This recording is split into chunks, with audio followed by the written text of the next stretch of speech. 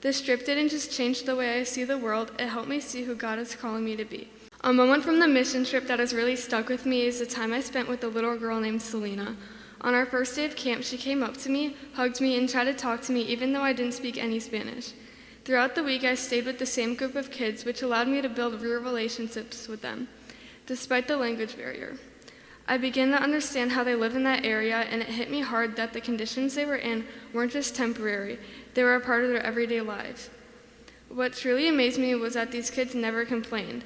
They were joyful, grateful, and full of love in a way that deeply humbled me. Every day, 5 or 6 kids would crowd around me, grabbing my hands and arms, eagerly trying to lead me to the next activity.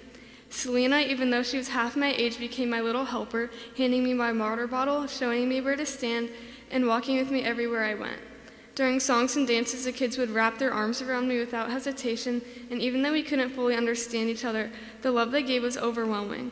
I went on this trip thinking I was there to help them, but the truth is they changed me.